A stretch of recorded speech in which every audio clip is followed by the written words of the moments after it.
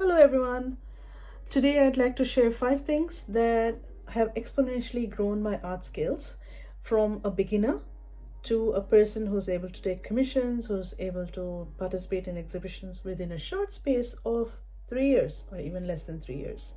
What has really helped me is many different skills that I learned with various mentors, various classes. But in my own journey, these are the things that I've learned, and I hope it helps you as you move in your journey too. The first one is that it's not possible to get a good painting if the drawing is not right, the undersketch. So this is what happens. We look at a portrait, a reference photo, something that we're excited to paint with. We even have sometimes a deadline with a client or a gift we've promised someone. And we decide, let's quickly draw the sketch. Let's not waste time. And let's move on and start throwing color and doing all the fun things. Now, this is especially true for color media like watercolor and things, because in watercolor we tend to not have very detailed sketches because we don't want all the lines to form in the painting. So we keep very minimal lines. And I mistook that as a way to be careless about the actual proportions. So regardless of how less or how much detail you add in a layout sketch, we should always be careful about the angles and the proportions of things, especially the perspective. I can share here that there was this New York style Manhattan skyscraper painting that I did. And when I first started, I was excited about the project. I love New York City and the vibrant colors and everything, the nighttime. So I painted the very basic layout sketch, and I quickly started pouring lots of navy blue color. And when I started about 50% of my project, so too late to go back, turned out the proportions weren't right, the perspective wasn't right. The painting looks good, it looks vibrant, but then this was my second try, and even then I can't say I'm fully happy with it. As compared to here, where I've actually painted this 3 deer sitting in a landscape, and I was really careful about the underlayer sketch. I really was very particular about how the deer are standing, what the eyes are, what the ear and everything is. And so I must say I'm much happier with that one as compared to the skyscraper. The next one is taking a formal class. Now, the irony here doesn't escape that I'm talking about this on a YouTube tutorial, and I do give also YouTube tutorials. The fact remains that in a tutorial, the person giving the video doesn't have the time to give you the full 20-hour, 40-hour process of the painting. I'd be happy to record it, but no one's going to sit there watching it. You'd probably run away screaming. I would run away screaming. So we shorten the process. We don't actually go through the nitty-gritty of it. For me, taking a formal class, starting with learning elements of art, principles of art, graphite drawing, freehand drawing, then watercolor, really helped grow my journey much quicker. I felt I would be still sort of wandering in the wilderness of YouTube tutorials and not really doing anything of value had I not taken that step of taking a formal class. The other thing that really helps with a formal class is feedback. Now, a coach is able to give feedback. When we ourselves paint and in any creative pursuit, it's very hard to tell right from wrong. So if we have a coach who actually gives us that feedback, who talks to us and says that this is right or this is not right, it really helps our growth.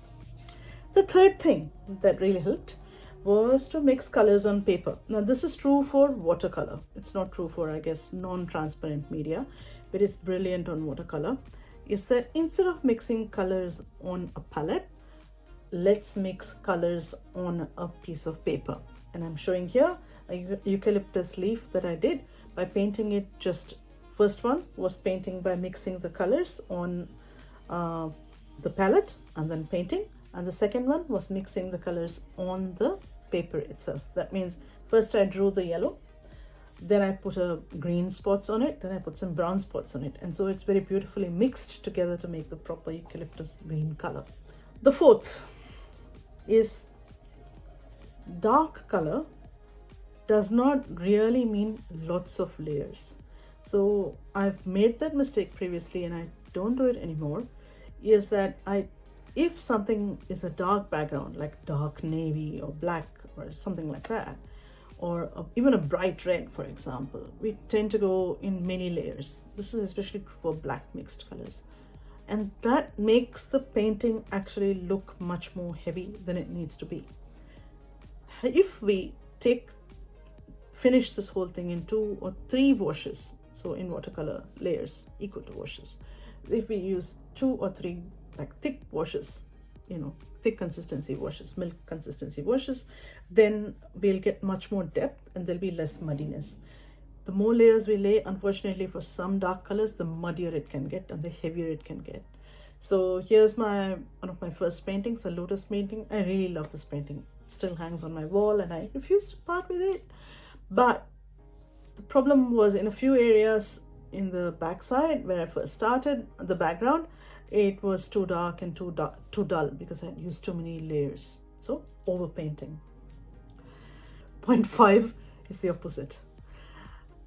If we use anything like watercolor, which is a transparent medium, the whole joy of it is laying wheels of color, like OHP, colored transparencies of color. Especially true for oranges, reds, yellows, things like that. The more layers we lay, the more beautiful it is, the more deeper the colors get. So where needed, actually having multiple layers is actually very beautiful. So as opposed to light or dark, let's talk about saturated versus unsaturated.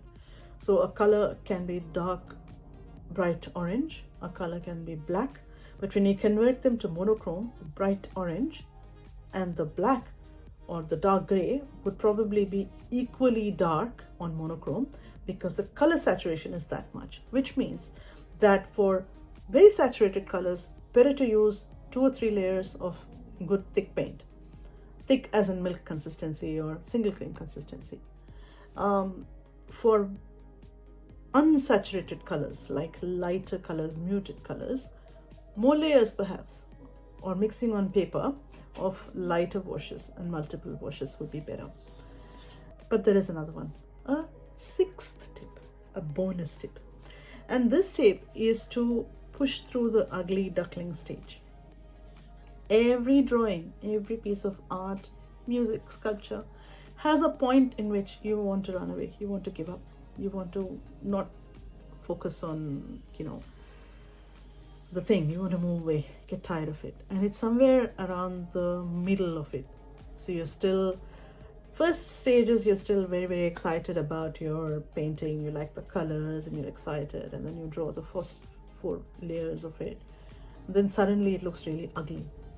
It's neither too dark nor too light because you've laid only the midtones, and all your sketching is kind of pale in there, and it looks really, really dull, uninteresting. Okay, now this is the stage which we need to push through. We just have to tell ourselves, okay, I'm just going to do the next step on my checklist. That's another thing I forgot. Bonus tip number 2, use the checklist. Anyway, I'll come to that. So when we do that, we just push through the next task. We just lay the next layer of wash, and very soon our painting will look more beautiful. It'll make us feel better again. But it's important not to abandon the painting in its teenage years. It's tempting. Sometimes if you've dealt with a difficult teenager, then it's tempting, but we don't abandon them mostly. We keep them, we grow them. They grow into beautiful adults. That's true for paintings too. Now, the second bonus tip is to have a checklist. Okay, what's that saying about if you fail to plan, then you plan to fail, right? Very much true in watercolor, because there's no erasers, there's no going back. I mean, you can correct mistakes, but it's painful. So it's important to have a checklist. What will you do first? Which area will you paint first? Which area will you paint next? And after that, everyone has a certain order. Watercolor artists usually paint from lightest to darkest. For me, to get over my ugly duckling issues, I tend to paint the lightest, then the midtones, then I paint very thin lines of the darkest areas, or thin areas of the darkest areas, so that I have some idea of the structure, a few bits and pieces. It really helps to bring the painting look like it had some progress. So that's my method. Different people have different methods, but it's important to have the discussion with your mentor, with yourself, write it down. And those are my 5 or rather 7 tips. Feel free to comment below. Let me know what you think. Thanks.